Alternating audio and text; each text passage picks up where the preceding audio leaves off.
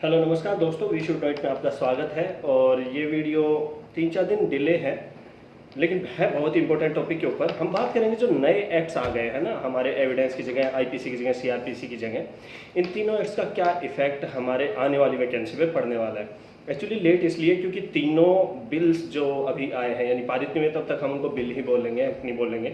तो उनके अंदर क्या क्या नया था, कितना अमेंडमेंट है, क्या मुझे भी डर लगा कि ये तो दोबारा पढ़ना पड़ जाएगा, दोबारा मेहनत करनी पड़ गई। तो मैंने पूरा ऑब्जर्व किया उसको कि कितना कुछ नया पढ़ना पड़ेगा, क्या सारे सेक्शन नंबर बदल दिए हैं, अंदर की चीज़ें भी बदल दी हैं। तो सब कुछ ऑब्जर्व करने के बाद आज फुल्ली डिटेल से मैं ये वीडियो बना रहा हूँ कि क्या हमें दोबारा पढ़ना पड़ेगा। जिनको पहली बार पढ़ना है उनके लिए तो कोई इशू ही नहीं है, जो तैयारी कर चुके हैं उनके लिए क्या अमेंडमेंट है और सिलेबस में क्या होने वाला है। तो देखो, पहली तो क्लियर चीज़ ये है कि जेएलओ अक्टूबर में होने वाला है और कम ही चांस है, 1% चांस भी नहीं है कि अक्टूबर से आगे जाएगा, क्योंकि अक्टूबर से आगे जाने का मतलब है वैकेंसी चुनाव आयोग की तरफ चली जाएगी गवर्नमेंट के हाथों से निकल के, क्योंकि आचार संहिता लग जाएगी। Mostly November and December starting में इलेक्शन है। तो गवर्नमेंट अगर एग्जाम करवाती है अक्टूबर में, तब तक ये बिल पारित होना नहीं है, क्योंकि लोकसभा एडजर्न हो गई और 107 108 ये बिल के कॉन्स्टिट्यूशन के आर्टिकल आपके पढ़े हुए हैं। 111 भी कंसेंट प्रेसिडेंट की चाहिए होती है।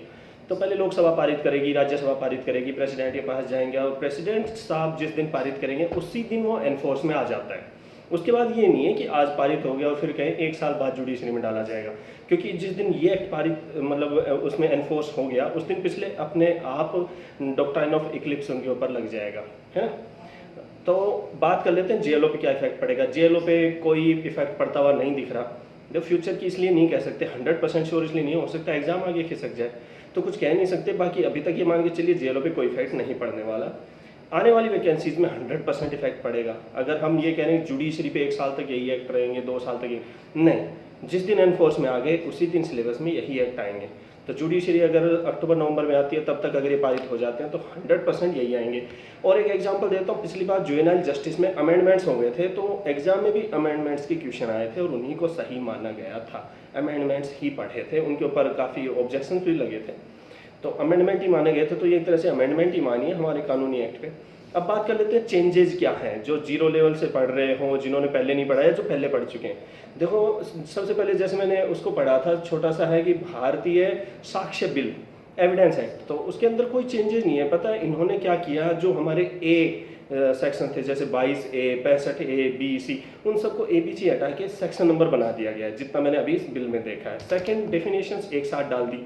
ने प्रिज्यूम सेल्फ प्रिज्यूम को भी डेफिनेशन क्लोज के अंदर ही डाल दिया। तो सारी डेफिनेशंस आने से सेक्शंस कुछ ऊपर नीचे हो गए, है ना। तो हमारा जो 3 में जो डेफिनेशन थी वो उसी में, मतलब 4 वाली में प्रिज्यूम भी 3 में ही डल गई, तो एक सेक्शन कम हो गया, कुछ सेक्शंस बढ़ गए।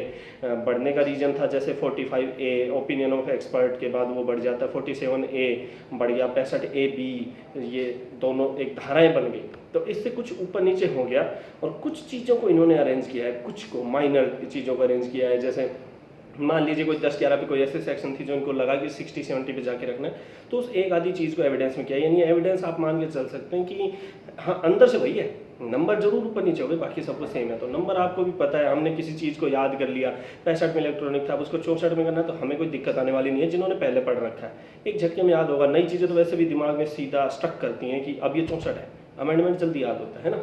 तो एविडेंस को लेकर के कोई भी घबराने की जरूरत है नहीं, नई चीज़ें बहुत कम डली है ना। अगर हम ये सोचें एविडेंस ही नया बना दिया, नहीं, एविडेंस नया नहीं बनाया, यानी तीनों ही एक्ट नए नहीं बनाए, ये डरने की बात नहीं है। इन्होंने ABC हटाए हैं। अब मेन चीज़ क्या है, आईपीसी पे आते हैं।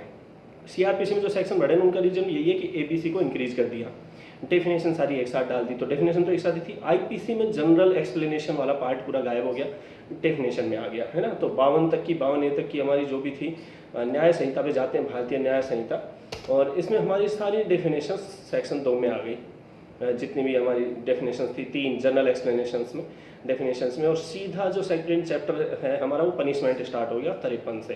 तो ये 50-60 सेक्शन तो यहाँ कम हो गई।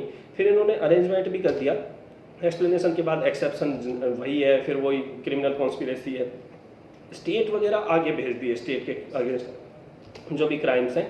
और जो हमारे पास पहले मेजर 2 ही चैप्टर थे, 16 और 17, अब उनको अलग अलग चैप्टर्स में भी डिवाइड कर दिया। तो अंदर की चीज़ें चेंज नहीं है। फिर बता दूं, 376 ABC थे वो सारे अलग हो गए। फीमेल के अगेंस्ट पे पूरा चैप्टर बना दिया, रेप वगैरह का। वो जैसे 354 डिवाइड अलग था, 354 ABCD वॉयरिज्म वगैरह सारे, 376 वगैरह, तो फीमेल के एक अलग पार्ट में पूरा अरेंजमेंट कर दिया।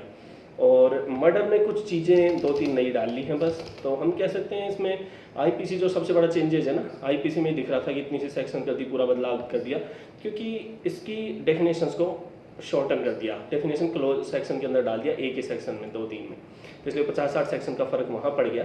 और बाकी कोई ज़्यादा इफेक्ट नहीं है, हाँ सेक्शन पूरे चेंज हो गए आईपीसी के। तो ऐसा नहीं है हमें दोबारा पढ़ना पड़ेगा, अंदर की चीज़ें सिमिलर हैं। थेफ्ट वो क्यों वो है, बहुत माइनर चेंजेस है डेफिनेशंस में, इतना कोई चेंज किया नहीं गया है। तो ये समझ लीजिए हमें बस थोड़ा बहुत नंबर्स को ही वेरी करना है कि नंबर इस पे आ गया उस पे आ गया, तो वो हो जाता है।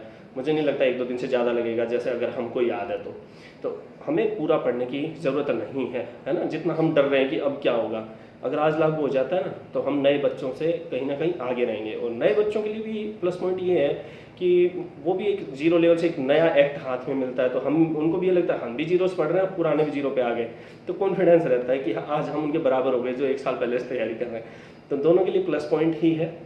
और पूरा पढ़ने की वो मैंने बता ही दिया, कोई ज़रूरत नहीं है, तो ये इसका इफेक्ट होने वाला है। और जेएलओ के लिए आप पुराने एक्ट्स को बिल्कुल पढ़ते रहिए।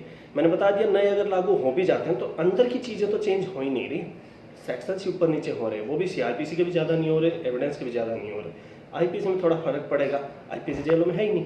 तो नए एक्ट्स को लेकर जेएलओ तक मत डरिए, है ना। जेएलओ के एग्जाम की जैसी आपकी तैयारी चल रही है कंटिन्यू रखिए, सीपीसी कॉन्स्टिट्यूशन में कोई चेंज नहीं है, तो जेएलओ की तैयारी को अपनी कंटिन्यू मेंटेन रखिए। Okay, thank you.